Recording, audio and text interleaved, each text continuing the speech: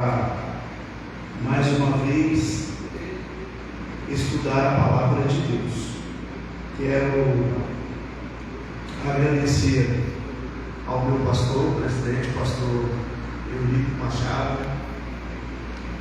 por confiar em nós para estarmos aqui.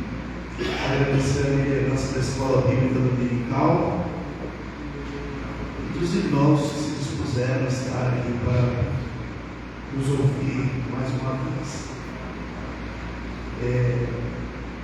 Eu sempre falo para minha esposa que se eu pudesse eu voltaria a ser cooperador. Os cooperadores trabalham todo dia. Dá uma vontade de. Tem hora que está no culto ali com a vontade de levantar e fazer alguma coisa, né? Mas a gente sabe que a obra de Deus é assim. Quando temos a oportunidade específica, a gente já fica. Eu acho que eu passo mal, né? A perna treme.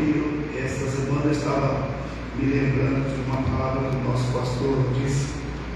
Logo assim que eu cheguei, assim, irmãos, aqui, em primeiro lugar, a pureza da palavra de Deus. E isso tem falado muito alto no meu coração. Porque a palavra de Deus é o essencial para as nossas vidas. Quero agradecer ao pastor a concessão da minha esposa estar aqui nesta manhã. Isso porque eu pedi para ele se ela poderia estar. Eu não tenho uma equipe que faça a minha gravação, enfim. Mas normalmente quando eu prego, quando eu canto, ministro algum estudo, ela faz uma live, porque são muitas pessoas que nós conhecemos e pedem: pastor, faça isso.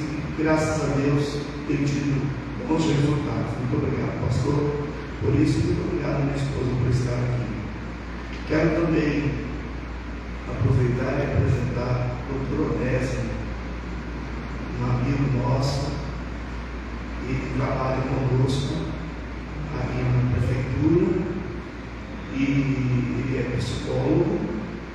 E nós estivemos conversando uns minutinhos na sexta-feira e ele me disse que o dia que eu estivesse ministrando ou ensinando, que ele gostaria de assistir. Ele também é teólogo, né?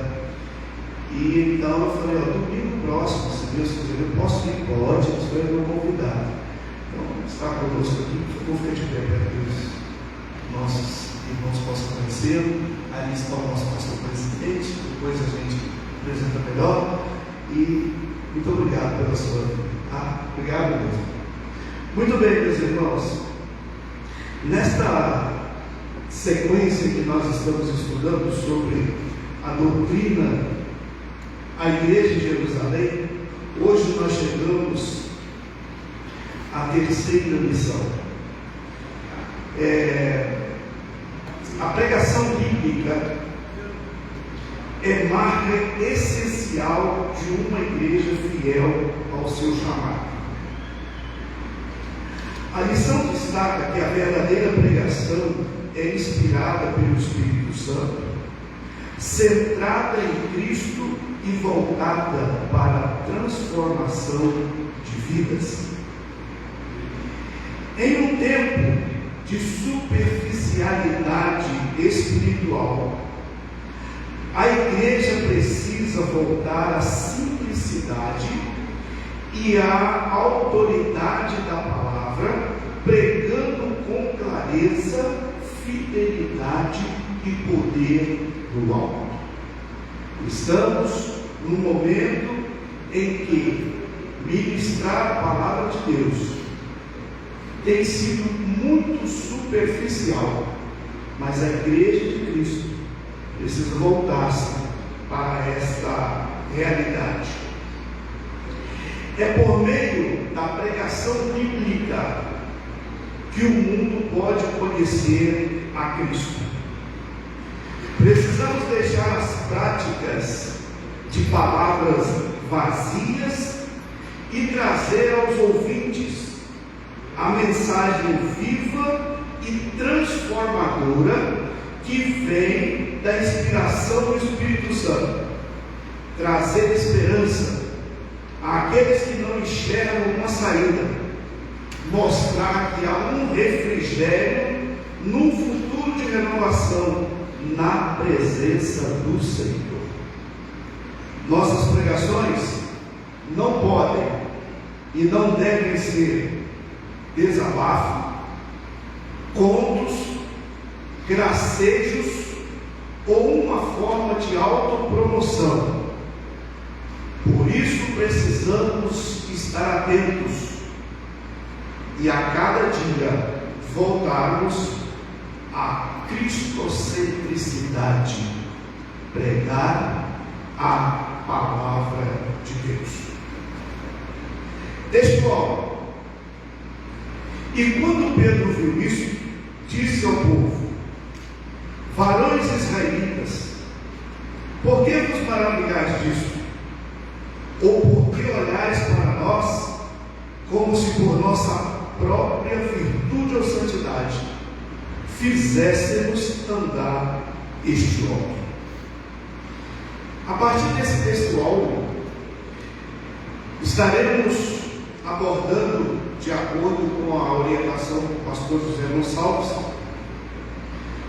principalmente o capítulo 3 do livro de Atos dos Apóstolos.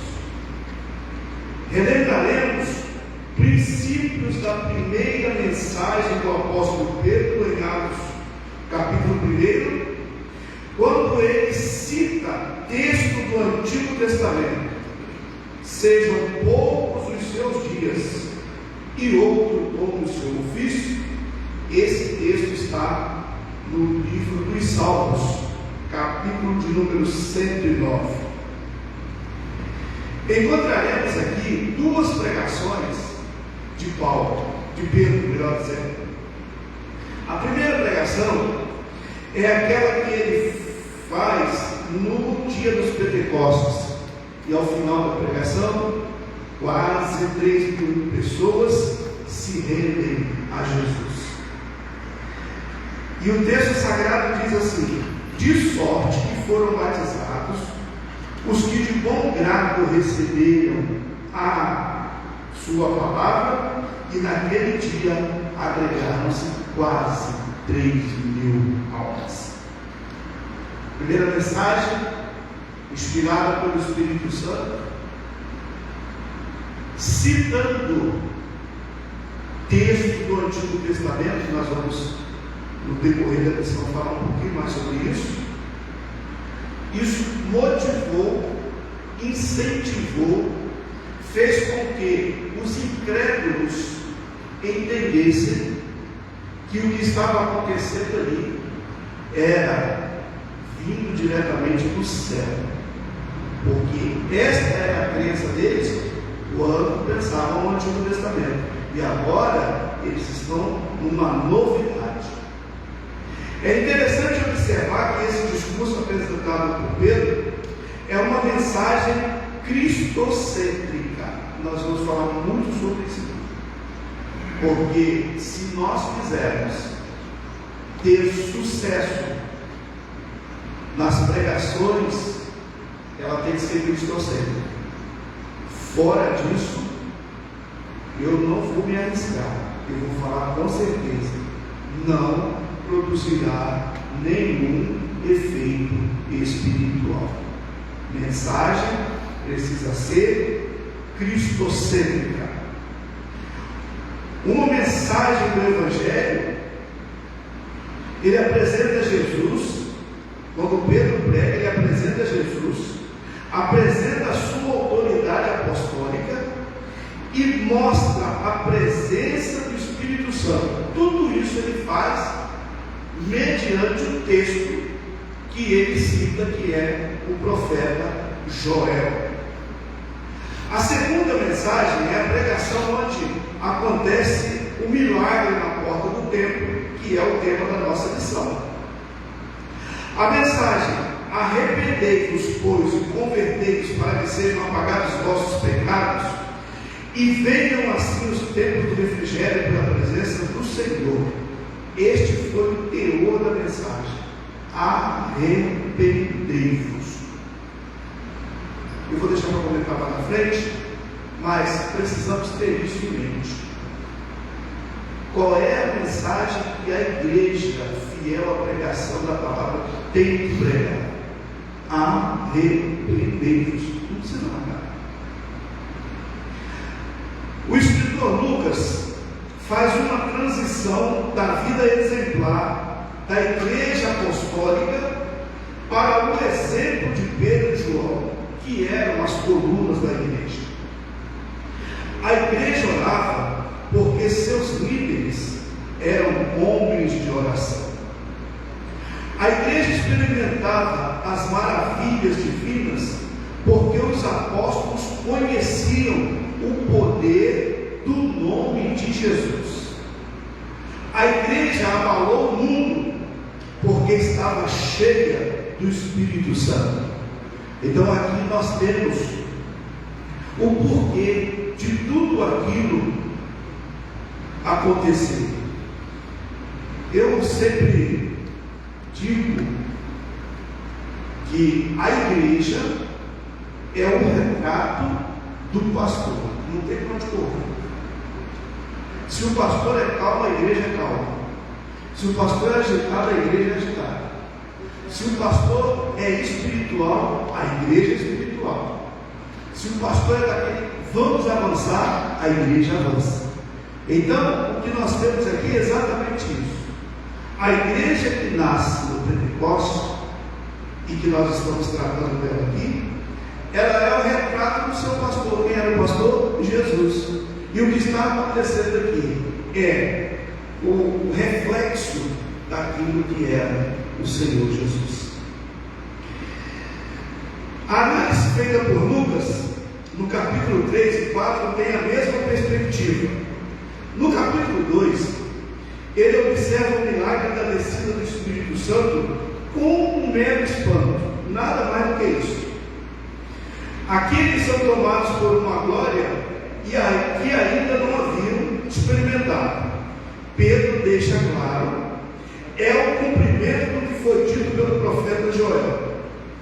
No contexto da lição, Pedro remete o evento ao Evangelho, ou seja, isso aqui que está acontecendo é o início, é o começo da pregação do Evangelho. No capítulo 3, a cura de um coxo de forma direta e objetiva excita uma perplexidade na multidão que não via explicação do que tinha acontecido. Os irmãos imaginam que ninguém conseguia explicar o que havia acontecido. O homem era coxo, estava lá, chegam dois homens e quando ele levantar, ele levantando. Qual é a explicação para isso? Então o olhar do povo era um olhar de perplexidade. O que Pedro faz? Aproveita a ocasião, toma como assunto esse milagre e o interpreta de maneira a glorificar a Cristo. E aproveita para dizer: o Cristo a quem vocês tinham matado, mas Deus havia ressuscitado, como foi testemunhado. Momento específico, momento daquela hora de pregar a palavra de Deus. E Pedro não perde a oportunidade. Além disso, o Cristo agora é exaltado, tinha derramado o seu Espírito e curado um coxo, demonstrando assim o poder do seu nome àqueles que creem. Esse Cristo que vocês mataram não ficou morto, ele ressuscitou. Esse Cristo que ressuscitou, agora, pelo seu poder, o homem que estava ali na porta está andando. Então vocês têm que crer, é nesse Cristo aí. É esse aí que vocês têm que crer. Nos dois casos, Pedro concluiu fazendo um apelo. Observe bem aqui essa consideração. Pedro conclui as duas mensagens, a primeira do capítulo 1 e a segunda do capítulo 3 da mesma forma. Ele conclui dizendo: arrependei-vos. Não tem outra história. Arrependei-vos. Vamos observar a ligação que Pedro faz do Novo Testamento, do novo movimento ao Antigo Testamento. Por quê? O que aconteceu em Jerusalém, e mais o que acontece na Porta Formosa, era tudo novidade. Novidade para todos. E agora Pedro vai fazer o quê? Ele vai ligar o novo movimento ao Antigo Testamento. Ele vai dizer para o povo, vai mostrar para o povo que aquilo não era algo que é específico só dali. Não, isso tinha uma raiz. E aí ele começa exatamente como eles entendiam, como eles conheciam.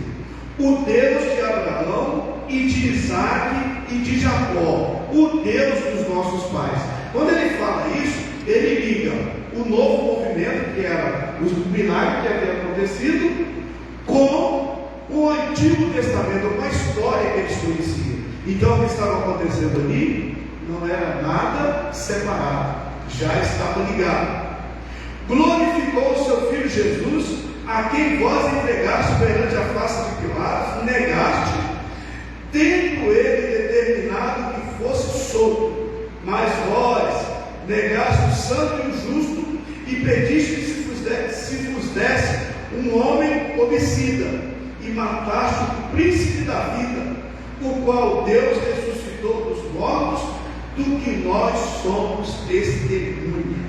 Daqui a pouquinho eu vou comentar sobre o príncipe da vida, mas Pedro já deixa algo claro aqui, diz assim, ó, vocês mataram o príncipe da vida, mas o Deus de Abraão, de Isaac e de Jacó, olha a ligação, o ressuscitou dos mortos, operou esse milagre, do qual, aí não era só Pedro e João, todos nós estamos testemunhando. Lucas descreve as consequências do milagre da explicação de Pedro. Uma igreja cheia do Espírito Santo, que no primeiro caso, a primeira parte, Atos capítulo 1, capítulo 2, né? No primeiro caso, aprende, cultua, compartilha e testemunha. No segundo caso, é a mesma igreja, só que aqui eles não aprendem, eles já estão vivendo. Então aqui eles oram e compartilham aquilo que Deus faz. Lucas desenvolve o seu segundo retrato da igreja após o Pentecostes sobre um olhar trino. Então o olhar de Lucas aqui, que é o escritor do livro de Atos, já é um olhar trino. Ele já vai olhar em três ângulos. A cura do coxo, um extraordinário milagre com a finalidade de anunciar o poder sobrenatural de Deus através da vida dos apóstolos. Primeiro ângulo que Lucas olha e deixa bem claro para nós: não existe aqui nenhuma promoção pessoal. Tudo aqui é atribuído ao poder do Senhor Jesus. É isso que Lucas está olhando. Quando Pedro diz assim, não tenho prata nem ouro, mas o que tenho, isso te dou, em nome de Jesus Cristo Nazareno, levanta-te e anda. Isso aqui é o essencial, é o que Lucas quer deixar bem claro. Ó, aqui não foi Pedro, não foi João, não foi mais ninguém não. O negócio foi o nome de Jesus. E é isso que está acontecendo aqui. Depois, a prisão e defesa dos apóstolos em nada abalou as suas convicções. Entenderam ser aquele evento um instrumento de Deus para fazer conhecido o que pode um crente cheio do Espírito Santo submisso à palavra de Deus. Logo após isso aí, eles vão ser presos, mas isso não abala nem os apóstolos e nem a igreja, porque eles entendem que aquele fato, aquele acontecimento era Deus demonstrando o que um crente pode fazer quando ele está cheio do Espírito Santo e submisso à palavra de Deus.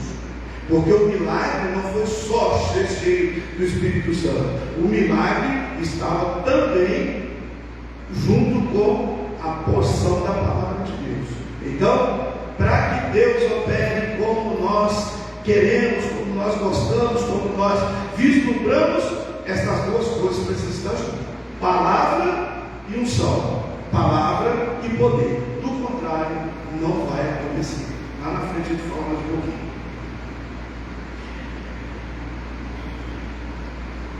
Bom, a prisão, o texto diz: e chamando, disseram que absolutamente não falassem, nem ensinassem em nome de Jesus. Agora vem a firmeza dos apóstolos. Respondendo, porém, Pedro e João lhe disseram: julgai-vos se é justo diante de Deus ouvir-vos antes a vós do que a Deus, porque não podemos deixar de falar daquilo que temos visto e ouvido. Aleluia. Você quer me prender? Prende. Você quer me interrogar? Interroga. Você quer me matar? Mata. Você quer fazer qualquer coisa? Faça. Mas vocês mesmos façam o julgamento. Dá para a gente ficar calado quando nós somos testemunha daquilo que acontece pelo poder do nome de Jesus? Foi isso.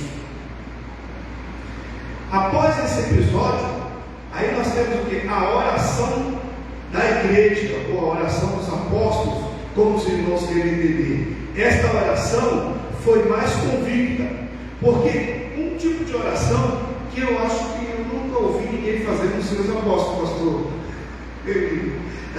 A oração deles foi: agora, pois, Senhor, olha para as suas ameaças e conceda aos teus servos que falem com ousadia a tua palavra, enquanto estendes a mão para curar e para que se façam sinais e prodígios pelo nome do teu santo Filho Jesus.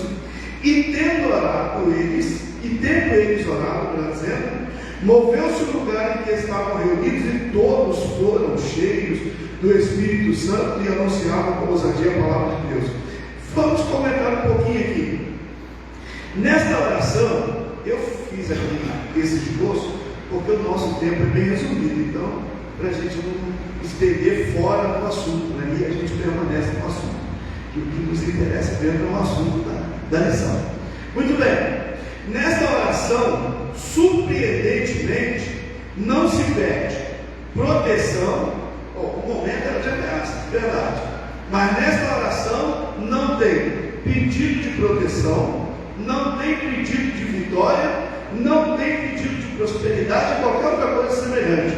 Nesta oração, o pedido foi: queremos poder para prosseguir pregando o Evangelho. E como eles entendiam que nada era deles, o Evangelho não era deles, a pregação não era deles, nada era deles, eles precisavam então que fosse confirmada a pregação. E aí, então, enquanto a gente prega, o Senhor opera sinais, maravilhas e prodígios no nome do teu santo Filho Jesus. Aleluia, glória ao nome do Senhor. Meus irmãos, a oração feita em conformidade com a vontade de Deus, ela é respondida imediatamente. Já me perguntaram como é que a gente faz para saber se a nossa oração está em conformidade com a vontade de Deus. E eu dou uma resposta bem simples, porque eu não tenho muita versatilidade para falar muita coisa, então eu falo bem simples. Verifica se o seu pedido faz peso com a palavra de Deus. Simples assim. Se o que eu peço equilibra com a palavra, a oração vai ser respondida. Se não equilibra, não adianta, porque não vai ser respondida. E aí fizeram a oração de acordo com a palavra de Deus imediatamente. O texto diz: e imediatamente moveu-se literalmente o lugar em que estavam reunidos, e todos foram cheios do Espírito Santo. Verdade prática. A verdadeira pregação bíblica consiste em dar testemunho de Cristo no poder do Espírito Santo.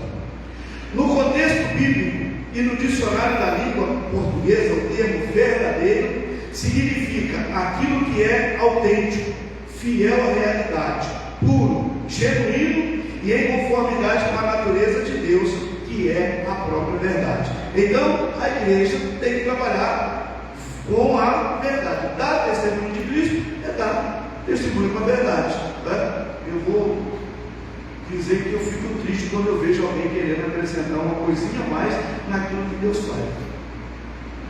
Não precisa. Curou, acabou.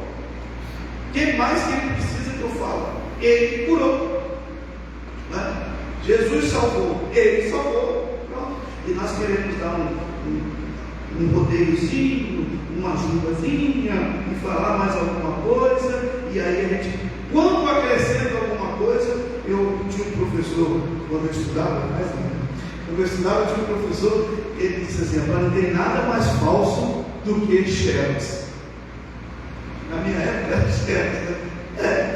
Não tem nada mais falso do que Xerox. Parece que é verdadeiro, mas não é verdadeiro. Então, a palavra de Deus é genuína. Fala o que é verdade, fala o que é puro, fala o que Deus quer que seja falado, e nem se preocupa com o resultado, porque o resultado não pertence a nós. O resultado pertence a Deus. Dessa forma, a verdadeira pregação tem 3 marcas essenciais. 3 marcas para uma verdadeira pregação. Primeiro, a pregação precisa ser cristocêntrica.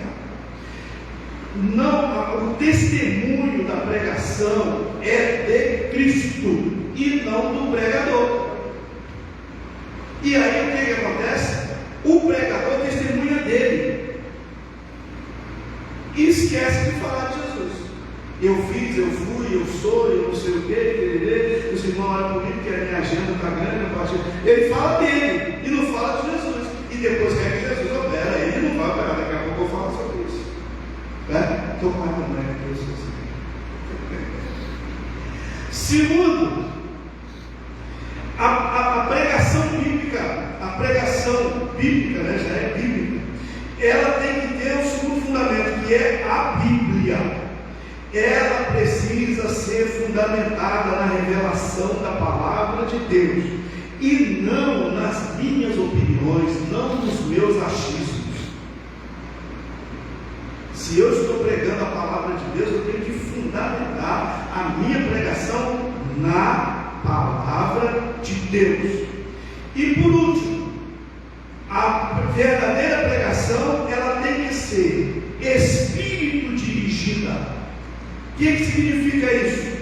Ela precisa ser realizada no poder do Espírito e não na eloquência carnal de quem está falando.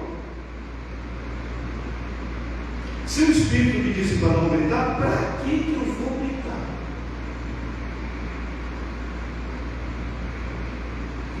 Daqui a pouco a gente fala, vamos seguir.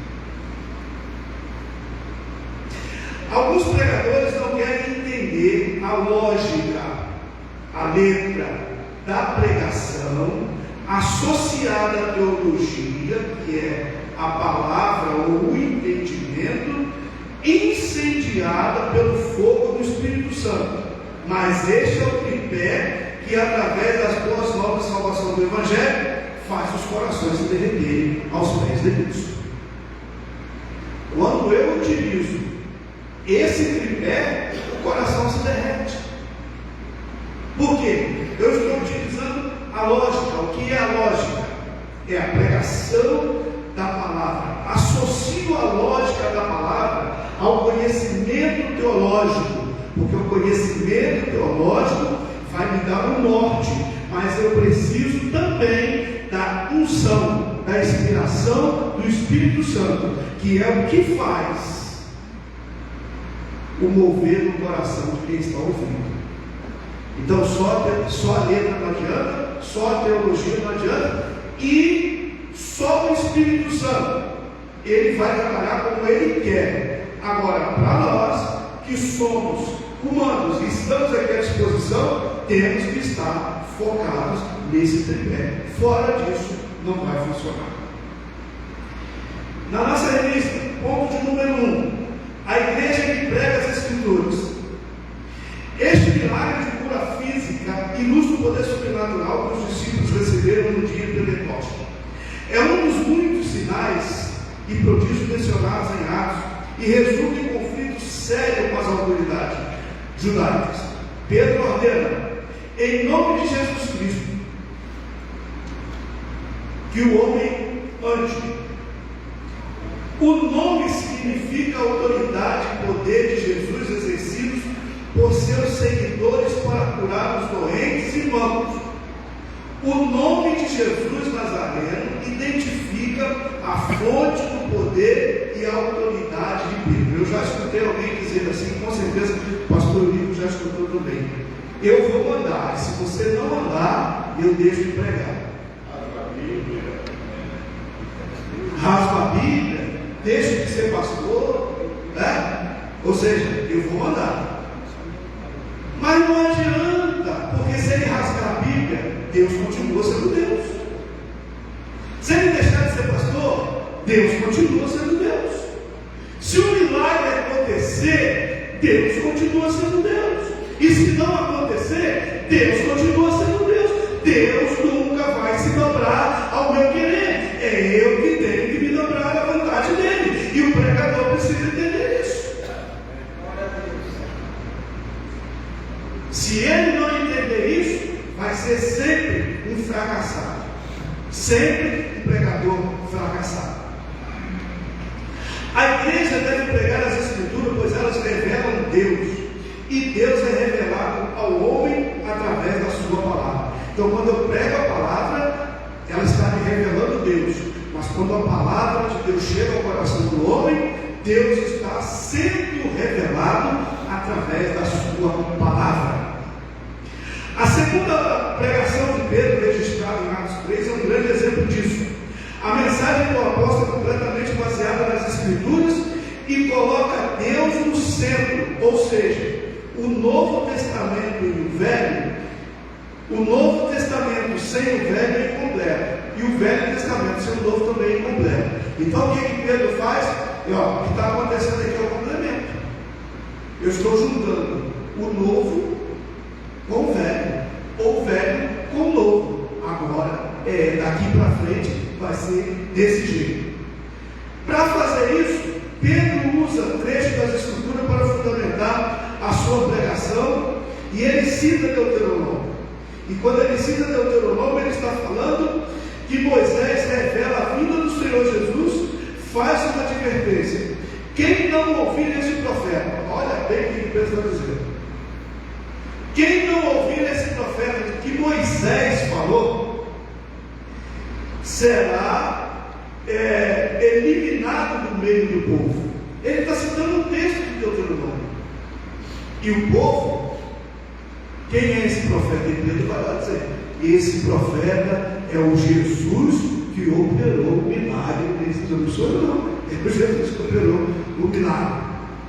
Então Pedro aproveita a oportunidade para trazer aqueles homens a luz desta verdade. Em Gênesis, no capítulo 22, Deus faz uma aliança. E Pedro lembra a aliança que Deus fez com Abraão e mostra. Porque Deus faz uma aliança com Abraão e diz: em ti serão benditas todas as famílias da terra, não é isso? E ele e seus filhos, em específico. E aí o que Pedro mostra? Sabe quem são os filhos dessa aliança? São vocês.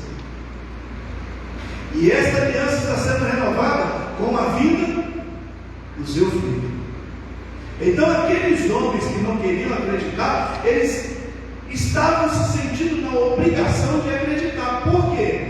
Porque o que Pedro falava era o que eles veneravam, que era o antigo. Mas o que Pedro trazia à tona era o que estava acontecendo ali, e estava ligado, então não tem como discutir. Esta era a mensagem. Há também uma conexão com o Salmo de número 22, quando esse salmo, que é o salmo messiânico, ele fala sobre o sofrimento e o triunfo do Messias. E aí quando Pedro fala para eles: esse que vocês mataram, o príncipe da vida, que Deus ressuscitou, dos mortos, ele está fazendo uma alusão ao Salmo de número 22. É bom observar como Deus demonstra a sua fidelidade nas páginas das Escrituras, em cumprir as promessas feitas a eles e aos seus descendentes, através das citações dos patriarcas. Aqui, meus irmãos, nós temos várias vezes no Novo Testamento, né, essa citação: Abraão, Isaac e Jacó, o Deus de Abraão, Isaac e Jacó. Isso não é por acaso, não é para enfeitar, não. Deus de Abraão, Isaac e Jacó. A Bíblia está mostrando que o Deus de Abraão, Isaac e Jacó, que fez promessas, permanece fiel às promessas que ele fez. É por isso que tem essas citações. E é muito bom a gente parar para que nós possamos entender com mais clareza. Pedro revela as citações do profeta Daniel. As Escrituras testemunham de Jesus. Ponto de número 2. Tem que correr mais um pouquinho. As Escrituras testemunham de Jesus. Jesus é o centro da Bíblia. Deve ser o centro de toda a pregação. Eu aqui coloquei deve ser o centro, mas na verdade, por obrigação, ele tem que ser o centro da pregação. Não tem outro caminho. Por que desviamos nossas mensagens a outros interesses se o centro da Bíblia é o Senhor Jesus? Agora, vamos lá. Reclamamos falta de conversão de almas, falta de temor dos crentes, de curas, milagres, dons espirituais, avivamento genuíno, batismo do Espírito Santo, maravilhas e tantas outras coisas. A única coisa que a gente não faz, de verdade, é trazer Jesus para o centro da nossa pregação. Foi isso que Deus mostrou ao profeta Ezequiel no capítulo 8. Eu acho que todo mundo aqui conhece essa história, né? Que é bem conhecida. No capítulo 8 do livro do profeta Ezequiel, Deus mostra ao profeta o porquê de todo o desmando na nação de Israel. E ele é levado pelo Senhor a um lugar, e lá ele começa a ver todas as abominações. Agora, para eu não ficar falando aqui de uma por uma, eu encerrei da seguinte forma: não há nada mais abominável para Deus do que tirá-lo do centro.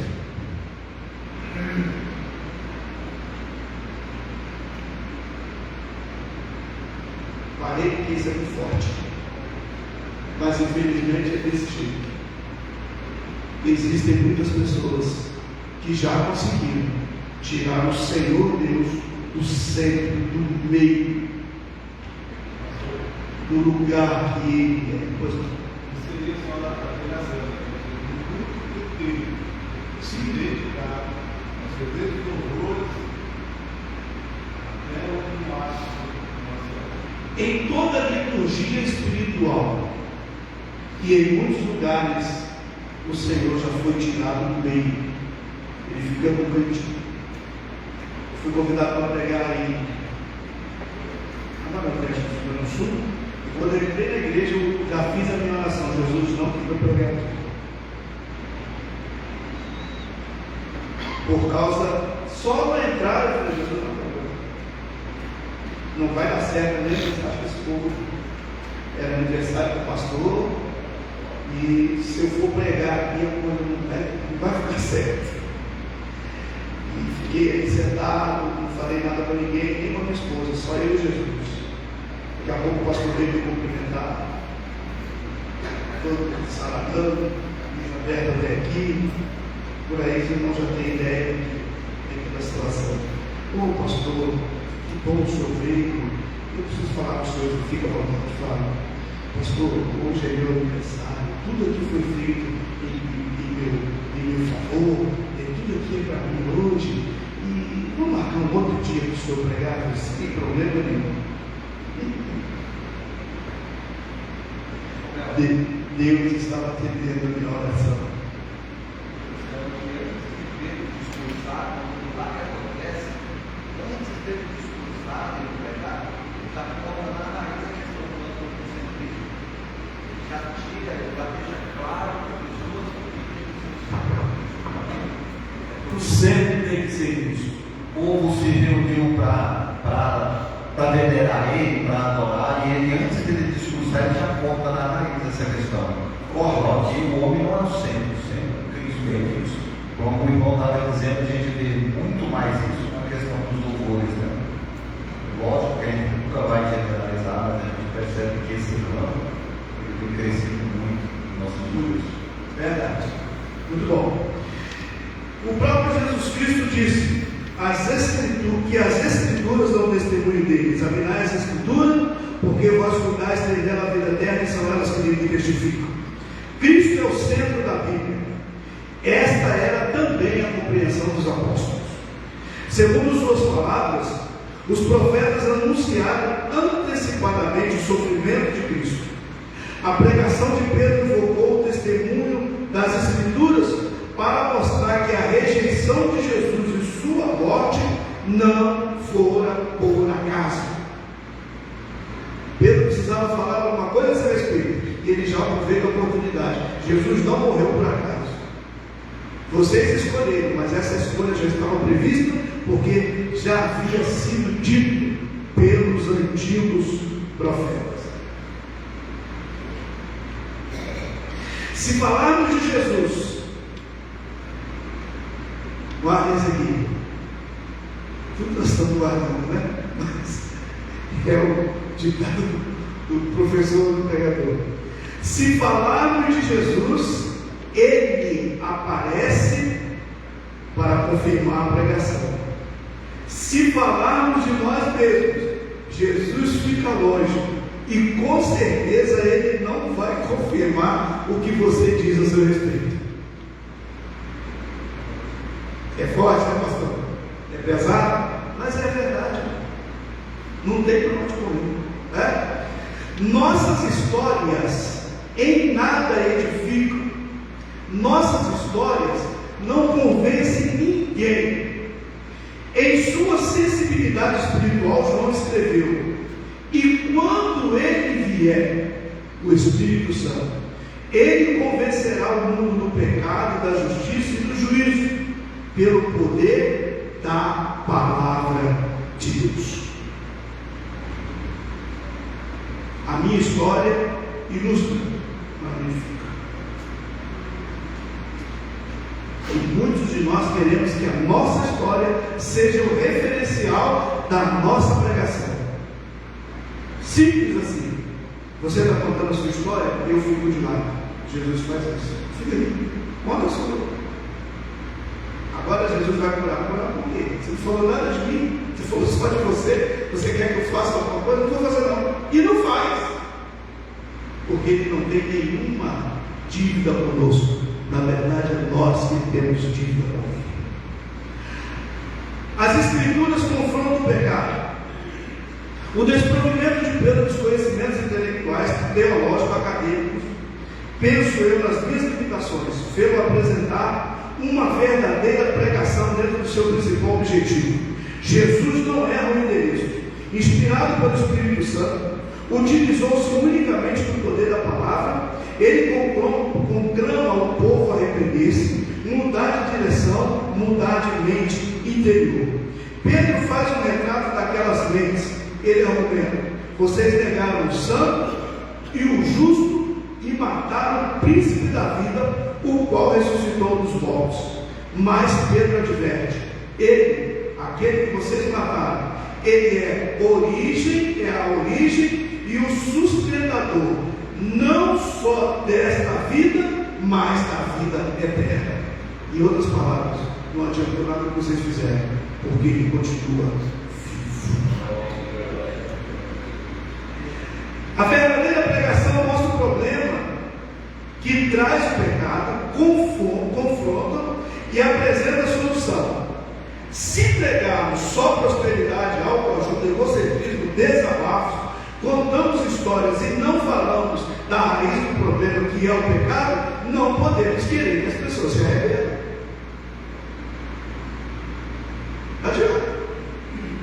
vou repetir porque é a mesma coisa aqui, mas deu para eles uma noção. Se eu quero que alguém se arrependa, eu tenho que pregar quem? Jesus, o Senhor.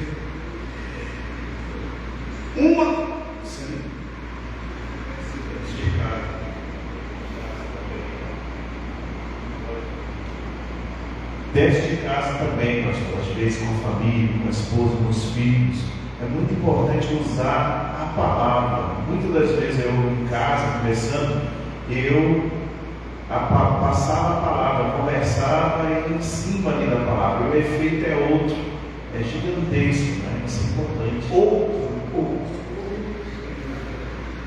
Uma experiência aqui que nos ajuda, né? Eu disse que a nossa história ela serve de ilustração, e eu vou usar uma ilustração aqui. Enquanto servo de Deus, Jonathan Edwards pregava o sermão, famoso sermão, Pecadores nas mãos de um Deus irado, nos idos de 1740 nos Estados Unidos, pessoas choravam e clamavam por perdão, enquanto outros se agarravam às colunas da igreja, como se estivessem sentindo sendo engolidas pelo inferno. Ele teve que esperar as pessoas se acalmarem para terminar o sermão. Aí está o verdadeiro avivamento. Precisamos viver nossos conceitos como pregadores do Evangelho.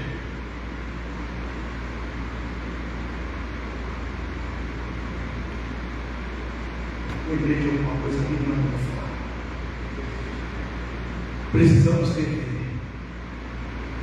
Quando o Espírito Santo, através da pregação da palavra, opera, não precisa de intervenção.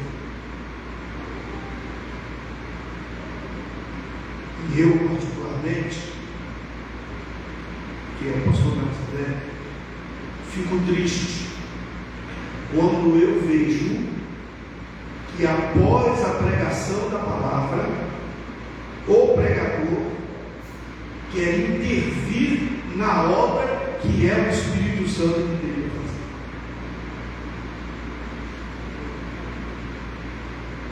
Intervir como? Eu acho que hoje é o seu dia. Eu não tenho que achar nada. Eu já preguei a palavra. E se não aconteceu, é problema da pessoa com Deus. Eu não tenho nada a ver com isso. O problema é que nós queremos intervir nessa situação. E aí temos problemas com o Senhor. A igreja que prega o poder do Espírito. O Espírito Santo capacita o mensageiro. De que forma 2 simples pescadores poderiam realizar tão grande milagre, senão pelo poder de Deus? Impossível negar o milagre. Contra fatos não existe argumento. O ex-mendigo que era coxo estava lá, saltando e glorificando a Deus no meio de todo o povo. Então não tinha por que argumentar. Está aí, ó. O que aconteceu? Estava lá, pedindo esmola, agora está pulando aí. Vocês têm o que para falar contra isso? Nada. Preciso falar de um grande equívoco que nós às vezes temos. Salmo de número 81, verso 10 diz assim: eu sou o Senhor teu Deus que te tirei da terra do Egito. Abre bem a tua boca e encherei. Isso aqui é uma grande desculpa. Grande desculpa. É até bonita desculpa, né? Para aqueles que não querem caminhar no caminho que os apóstolos caminharam, que eu vou falar aqui agora. O apóstolo Pedro, nesse episódio, ele nos dá um curso completo de teologia. Aqui nós temos um curso completo de teologia. A pregação de Pedro estava recheada de conhecimento. Quem não conhece a Bíblia não pode profetizar. Isso aí aprendi com o pastor Antônio Gilberto. Se alguém achar que é diferente, por favor, fale com ele. Na glória, ele já foi. Quem não conhece a Bíblia não pode profetizar. Aí, nossos cultos estão recheados de aberrações invencionismos, malabarismos que chegam a envergonhar aqueles que brigam pela genuína pregação da palavra de Deus. Eu vou falar algumas coisas aqui para os irmãos, para apoiar, para os irmãos terem ideia do que é que nós estamos falando. Ouvi um pregador dizer que a pombinha que desceu no dia do Pentecostes foi a mesma que Noé soltou no dia do dilúvio.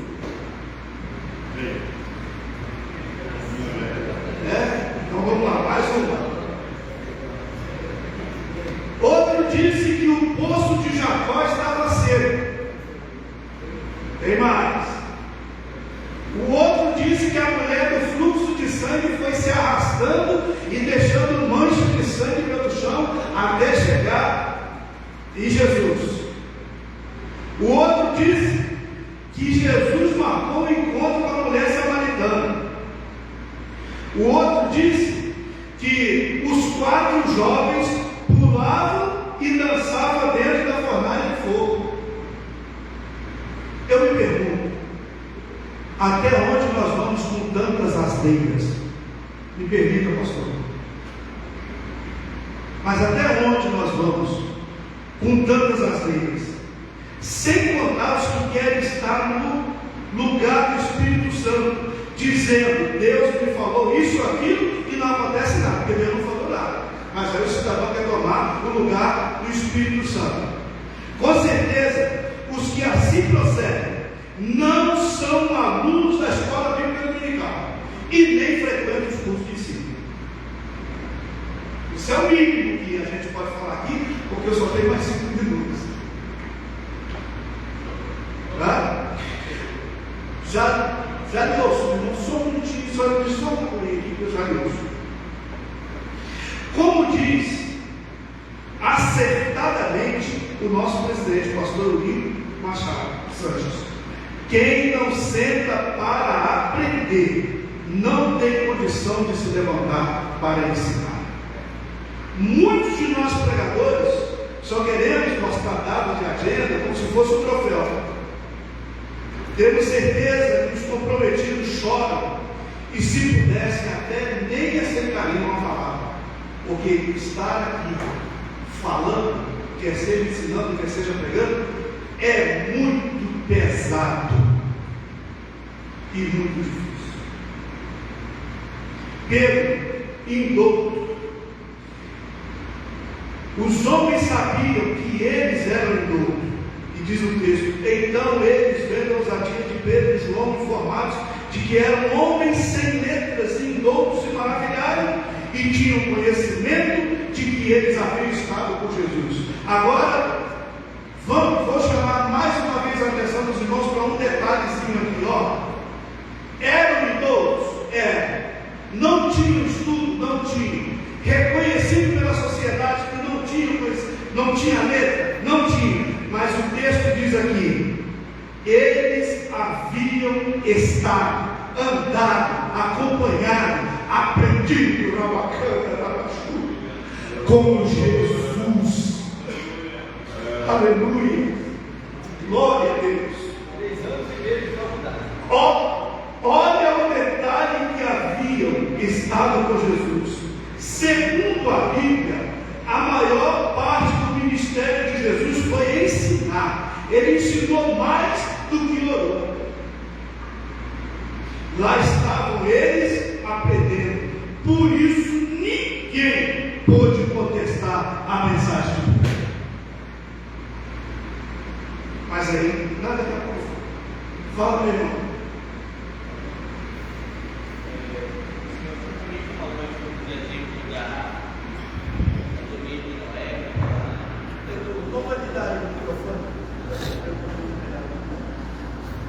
Você certamente falou aí uns exemplos sobre a vida de Daniel, sobre a forma de se lançar lá. Falou também sobre como não confundiu o antropocentrismo com o cristocentrismo, deve ser o centro do Cristo. Então, o senhor também falou sobre se sentir na sua vida, se sentir o Espírito Santo, você deve testemunhar. O senhor falou isso também. discernir como misturar aquilo que acreditamos ser uma providência de Jesus na nossa vida, em pregação, sem confundir com antropocentrismo, os inúmeros exemplos que o Senhor deu aí sobre falar da vida pessoal, todo tempo correlacionado com passagem bíblica, e muitas vezes o que acontece na nossa vida nem sempre dá para correlacionar especificamente o que acontece nessa passagem bíblica. É como discernir isso, essa é a minha pergunta. Desculpa, eu estou iniciando. Não, está dentro. Deixa eu ver, meu irmão. Toda vez que acontece algo na nossa vida que glorifica o nome do Senhor Jesus, toda vez que acontece que glorifica o nome do Senhor Jesus, o Senhor pode, sem sombra de dúvida, aplicar vindo do Espírito Santo. Quando acontece algo que não glorifica, que causa escândalo, que causa tristeza, que deixa dúvida, quando isso acontece, não pode ser, porque o Espírito de Deus não traz confusão. Doutor, Sim. a maior revelação não precisa mais nada. Nada. O problema hoje é o pregador. Deus me deu revelação. Não, está na Bíblia? Não, então não é. Não é. Pode descer um anjo do céu com outro evangelho. Se não for, outra palavra, se não for seja nada. Nada. Mas desceu do céu, não tem problema nenhum. Pode vir pingando fogo. Bom, primeiro Pedro nos dá, primeiro Pedro nos dá uma aula de teologia. Sim, essas coisas são caguetes, são emocionados. Eu vi um pregador pregando sobre Jesus que morreu, desceu a parte baixo, e aí foi lá no inverno, chegou assim, mas que é isso? Eu falei, ele estava nascendo, chegou assim, deu uma pernada na porta do inverno, estava todo mundo dançando lá, carnaval começou a vir lá, eu vou me dar piada, marca a cabeça aqui, sacanagem. E aí colocar o povo ainda no passear. Então, essas são invenções do pregador, leva o povo a um êxtase, uma emoção. E aí, eu começo a falar, você pregando. Eu vi muitos jovens depois pregando isso aí. Ele chegou lá e deu uma. Quebrou a porta. Então são invenções, né? E não é verdade. Eu penso que torna uma mentira em cima do povo. Nós não podemos falar nada mais do que está na Bíblia.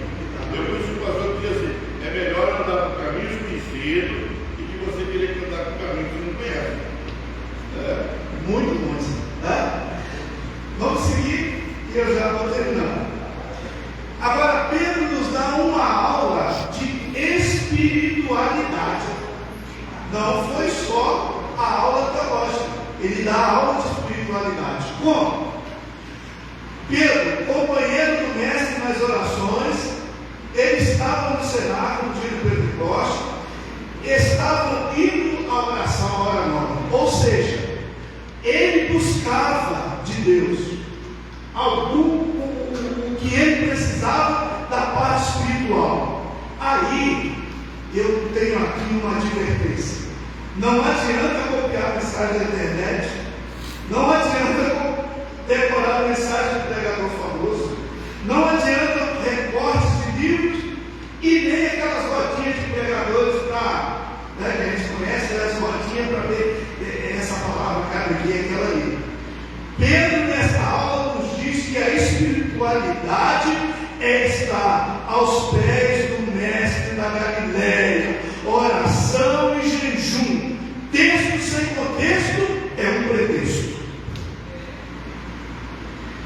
Gritos enlouquecidos, jargões, aeróbica, hipnose e outros recursos não são sinônimos de poder e nem sinônimo de unção, muito menos de espiritualidade. O que faz a diferença é o Espírito Santo, e para tal precisa crescer em conhecimento e em graça. Aleluia!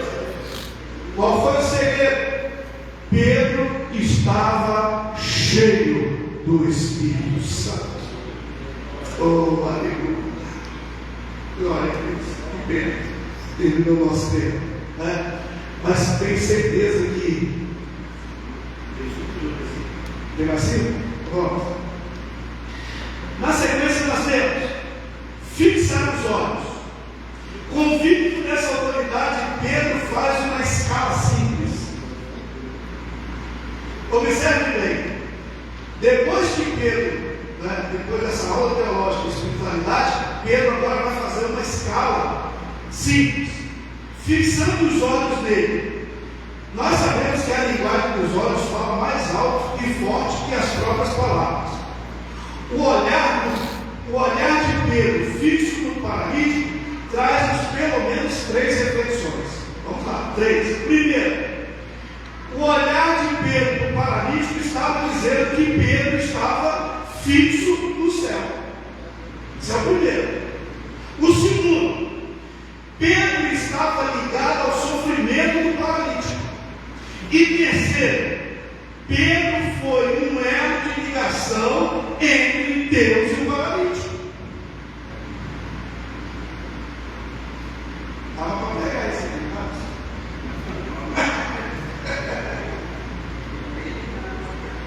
Sendo assim, a revelação de Deus a Pedro foi completa. Deus diz a Pedro: eu quero curar esse paralítico. Oh, aleluia! Foi isso que aconteceu ali. Eu quero curar esse paralítico. Precisamos estar atentos, porque a qualquer momento podemos ser transportados desta esfera humana para a esfera espiritual. Continuo dizendo: Deus não joga nada pelo avanço. Recebi a glória de Deus. Não, Deus tem uma peça para você, receba aí. Ué, que isso? Desde quando? Né? São práticas, como o pastor, nosso pastor presidente, o pastor Lino disse, né? São práticas, são jargões, são recursos que as pessoas usam, mentirosos, para iludir aqueles que estão como pássaros no ninho esperando a mãe chegar com o alimento. Porque o plenário da igreja, para mim, o plenário da igreja são pessoas ávidas para receber um alimento sadio, e eu tenho que ser o portador desse alimento. E aí eu trago comida podre, estragada, e jogo como se eu fosse o dono de quem está aí sentado. Não é desse jeito. Deus não distribui carapuça. Isso nos mostra que ele não apenas estava capacitado para curar, mas também estava ungido para pregar. O Espírito Santo é quem inspira a poder da pregação da palavra. Portanto, pregar não é apenas fazer um discurso. Pregar é anunciar a mensagem de Deus com autoridade e unção do Espírito Santo. Isso é que é pregar. Isso é que é pregar. Falaria aqui o resto do dia de exemplos de coisas que Deus fez através comigo, e eu ficar assim: não, só Deus. Tá? Porque precisamos estar na unção. O Espírito glorificará a hora de chegar ao nós estivemos lá em Guarantã do Norte. O pastor me ligou e ficou nós vimos lá. Vamos parte da tarde. E estava sendo lançado o livro do pastor Analete Brasil. E ele fez esse livro, o pastor Luciano, não ficou acompanhado. A história dele, de ministério, tanto de Paraná como de Mato Grosso, onde ele passou, e onde abriu igreja. E aí o pastor Tiago falou uma frase lá, baseado no que nosso passo aqui. Falou: hoje nós estamos tendo muito ouro e prata, as nossas igrejas, né? Mas pouco poder de Deus, pouco levanta e anda. Tem ouro e prata, não tem poder. Então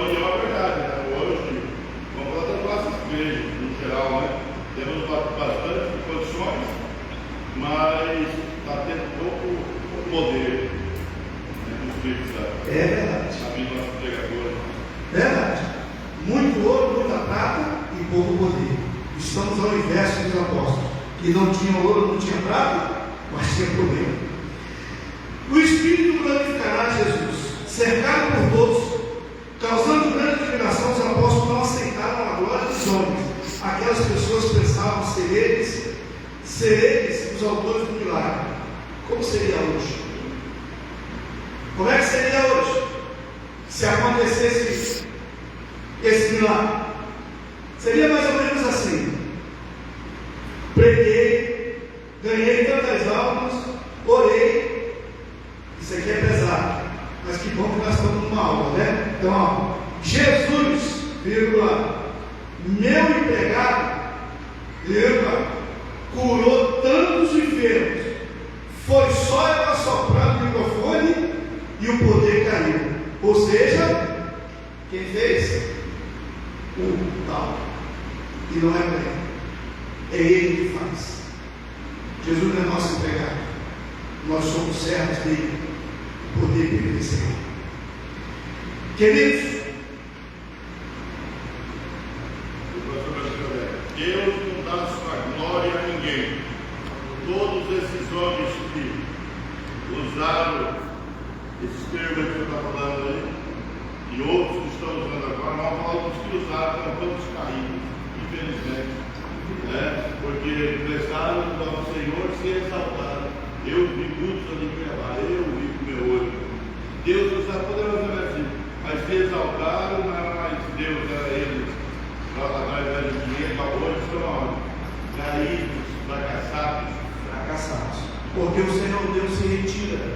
Ele sai. O problema todo é que nós não conseguimos perceber a hora que ele sai. A gente, quando percebe, ele já saiu. Vamos encerrar aqui e eu encerro dizendo o seguinte: a igreja que prega a palavra verdadeira, ela consegue despertar os insensíveis. Porque tem muita gente insensível à palavra de Deus, mas quando a palavra é verdadeira, ela desperta. A igreja que prega a palavra da verdade, ela consola os aflitos. A palavra consola os aflitos. A igreja que prega a palavra da verdade confronta os pecadores com juízo, forma santos para a glória futura. E essa igreja continua dizendo: Jesus está voltando. Queridos irmãos, obrigado. Obrigado, Deus, por essa oportunidade. E que nós possamos ser verdadeiros pregadores da palavra. Oremos. Te adoramos, Pai, por essa oportunidade feliz de estarmos aqui ministrando a Tua palavra. Que possamos ter os ensinamentos da Tua palavra, de sermos verdadeiros ministros e pregadores, anunciando as verdades do Teu reino. Nos ajuda, nos abençoa, que o Teu nome seja glorificado em tudo e em todos, para a glória do Teu nome. Amém. Meus irmãos,